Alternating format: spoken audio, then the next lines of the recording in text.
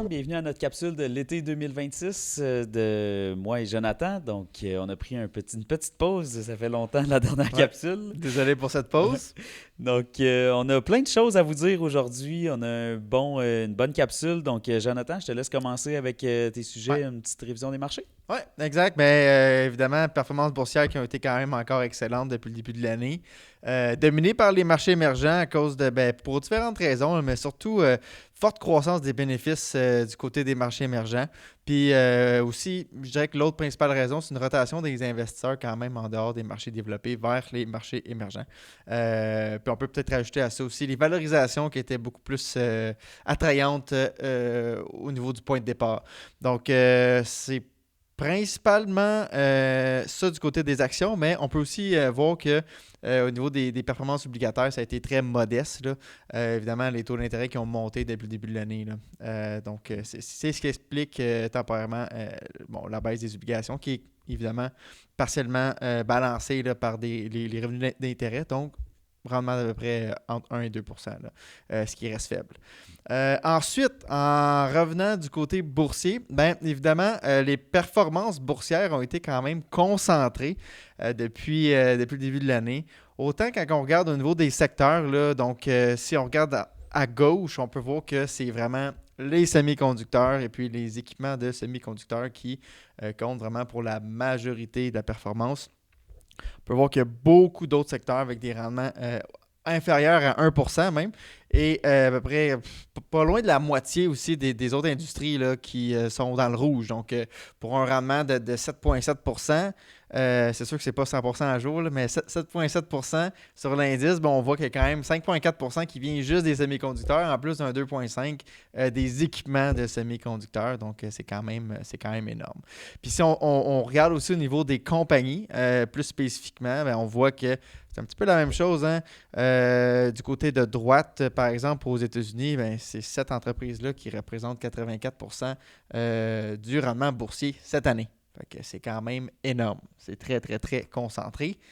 Évidemment, c'est toutes des entreprises de technologie. Et puis, ils se retrouvent pratiquement toutes là, dans les plus grosses compagnies de l'indice. Ensuite, on ne peut pas ne pas parler de la situation au Moyen-Orient. Évidemment, on s'enlignait vers une réouverture progressive là, ces derniers temps du Détroit. Puis, évidemment, les hostilités qui ont repris là, au Moyen-Orient. Donc, la fermeture qui demeure encore. Fait que, c'est sûr qu'on a vu des bons chiffres au niveau de l'inflation. On verra ce qui se passe avec les prochains résultats, mais c'est sûr qu'on pourrait voir peut-être une surchauffe. Là, on pourrait s'attendre à ça. On peut peut-être se demander pourquoi que la bourse va aussi bien, alors qu'il y a quand même plusieurs risques, plusieurs choses à surveiller ou des points négatifs là, au niveau de l'économie et de la géopolitique. Bien évidemment, c'est à cause de la forte croissance des bénéfices. On peut voir les chiffres qui sont quand même vraiment, vraiment impressionnant. Là. Donc, c'est sûr que ça soutient bien la bourse. C'est la raison principale là, pourquoi que les marchés continuent d'aussi bien aller.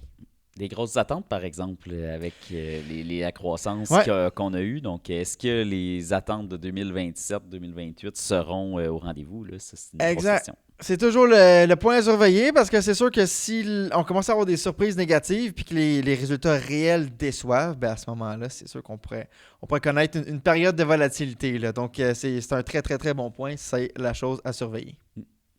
De mon côté, on ne parlera pas nécessairement de marché comme tel, mais juste deux, trois petits points. On voulait vous montrer ce graphique-là. L'or est très, très, très impressionnant depuis 2 ans, 2024 et 2025. La meilleure classe d'actifs, donc ceux qui étaient investis dans l'or étaient très, très, très bons. Et si on regarde en 2026, c'est la pire classe d'actifs. Ce graphique-là est souvent très utilisé pour montrer que quand il y a une année qui est très bonne dans un secteur, l'autre année souvent est un petit peu moins bonne. C'est simplement un appel à la diversification. Comme Jonathan l'a dit avec la concentration des rendements, je pense que l'important en ce moment, diversifier le portefeuille, avoir un petit peu de tout, puis c'est comme ça qu'on va progresser à long terme. Je pense que c'est vraiment la clé au niveau de la gestion ces temps-ci. Ouais. Puis, tu sais, dernièrement, on peut voir aussi que la diversification, ça a été un peu un détracteur dans le portefeuille parce que dans un marché concentré, moindrement que tu es diversifié, ben évidemment, la diversification vient nuire à tes résultats à court terme, mais à long terme, c'est un allié. Fait qu'il faut juste pas l'oublier. C'est quand même, quand on regarde 2023, 24, 25, c'est du court terme, là, ce qui se passe avec la technologie et tout. Là, donc. Exactement. Et dernier petit point, on voulait vous montrer l'histoire de Bob. Bob est un investisseur. Nous avons pris l'histoire sur un blog là, qu'on suit beaucoup là, de Ben Carlson qui est très intéressant. Bob, c'est le pire investisseur. Lui, il investit toujours au pic du haut du marché. Et en ce moment, on est dans un haut de marché. Donc, il y a des gens qui nous disent, ben là, j'attends que la bourse baisse ou qu'est-ce que je fais avec mon argent ou quoi que ce soit. Donc, Bob est là pour nous rappeler un petit peu comment qu'on gère. Donc, Bob, lui, il épargne toujours 2000 par année, mais il investit toujours... Vu qu'il est insécure, là, il investit toujours quand la bourse va bien, là, puis il investit toujours au pire timing qui existe, juste au sommet. Donc, il a investi en décembre 1972, en août 1987, juste avant le crash, en décembre 1999, juste avant la baisse des dot-com, et en octobre 2007, juste avant la baisse du marché immobilier aux États-Unis. Donc, lui, toujours au pire timing, il a investi 184 000 au total sur toutes les années de l'étude. Ce qui est le fun à voir, c'est qu'on voit les achats de Bob et à chaque fois qu'il achète, la bourse coupe presque de moitié son portefeuille. Pourtant, aujourd'hui, après son 184 000, il était rendu en 2013 à 1,2 million. Puis si on faisait l'étude jusqu'à à peu près aujourd'hui, là, en 2026, on serait pas loin de 5 millions avec ça. Donc, malgré le fait que Bob a le pire timing, qu'il investit toujours au sommet, il est tellement resté investi longtemps que les rendements sont très intéressants. Donc, encore une fois, on diversifie, on reste investi dans le marché, puis on va avoir de la performance. Et ça, c'est peu importe ce qui arrive avec la politique, la géopolitique ou quoi que ce soit. Donc, il faut être patient. Ouais. Le temps qu'on passe à être investi dans le marché est beaucoup plus important que le timing. Définitivement. Sur ces belles paroles, on va conclure la capsule d'été et on vous revoit cet automne pour d'autres capsules. Merci beaucoup de votre écoute. À bientôt!